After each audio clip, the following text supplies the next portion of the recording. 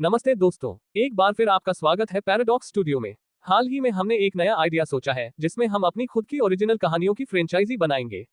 इस सीरीज का नाम है पैराडॉक्स फ्रेंचाइज और आज हम आपको ब्लड वॉर फ्रेंचाइजी की एक और शानदार फिल्म की कहानी सुनाने जा रहे हैं। अगर आप हमारी ब्लड वॉर फ्रेंचाइजी की सभी वीडियो देखना चाहते हैं तो हमने इसके लिए एक प्लेलिस्ट बनाई है जिसकी लिंक डिस्क्रिप्शन में दी गई है, उसे जरूर चेकआउट करें। और आज इस फ्रेंचाइजी की फिल्म का नाम है Blood War Chapter 1 The Awakening. इस फिल्म की स्टारकास्ट में है Ranveer Singh as major Kabir Shergill, elite para SF officer and mission leader, Akshay Kumar as ACP Arjun Ranawat, fearless encounter specialist from Mumbai Police. Heroines: Priyanka Chopra as Dr. Ananya Sharma, military scientist working with National Defense Projects. Kiara Advani as Zoya Khan, raw undercover agent infiltrating Raza Khan's syndicate. Shruti Hassan as Riya Dikshit, investigative journalist exposing organized crime networks. Villains: Salman Khan as Raza Khan, international arms dealer and mastermind. Rajnikant as Jaggu Dada, ruthless enforcer and kingpin of Kashmir operations. Supporting cast: Anupam Kher as NSA Ajit Deshmukh, Pankaj Tripathi as Chacha Bashir Ahmad, Sunil Shetty as Inspector Patil. तो बिना किसी देरी के आइए शुरू करते हैं आज की शानदार कहानी। चलिए शुरू करते हैं। फिल्म की शुरुआत कश्मीर की बर्फीली वादियों से होती है। रात के अंधेरे में कुछ ट्रक एलओसी के पास से गुजर रहे हैं। भारतीय सेना को सूचना मिलती है कि ये साधारण ट्रक नहीं बल्कि अत्याधुनिक हथियारों की खेप लेकर जा रहे हैं।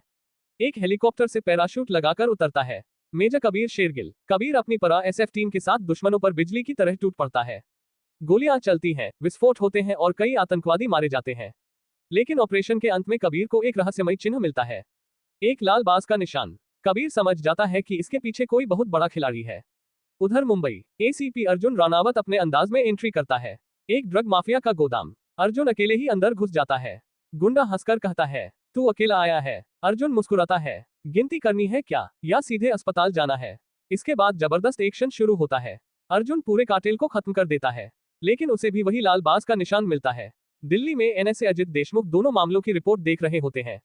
कश्मीर में हथियार, मुंबई में ड्रग्स, दोनों जगह एक ही निशान। देशमुख समझ जाते हैं कि यह किसी अंतर्राष्ट्रीय नेटवर्क का काम है।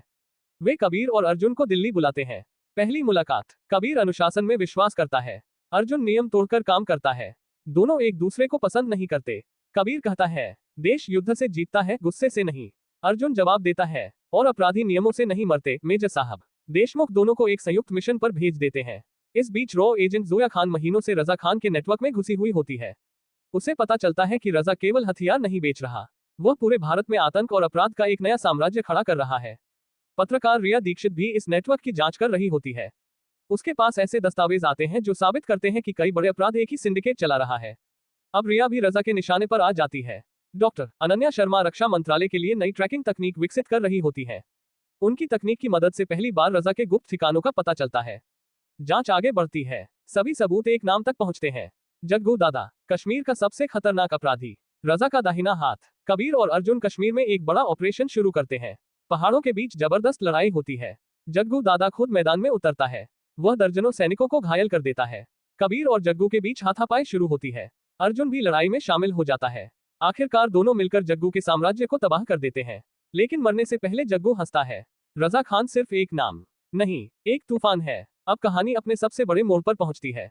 रजा खान सीमा के पास एक विशाल किलेनुमा ठिकाने से पूरे नेटवर्क को नियंत्रित कर रहा होता है। देशमुख भारत के सबसे बड़े गुप्त ऑपरेशन को मंजूरी देते हैं। क्लाइमैक्स। रात, हेलीकॉप्टर, कमांडो, बॉर्डर के पहाड़। कबीर ऑपरेशन लीड करता है। अर्जुन अपनी टीम के साथ सामने से हमला करता है। जोया अंदर से सुरक्षा प्रणाली बंद करती है। रिया दुनिया के सामने रजा के अपराध उजागर करती है।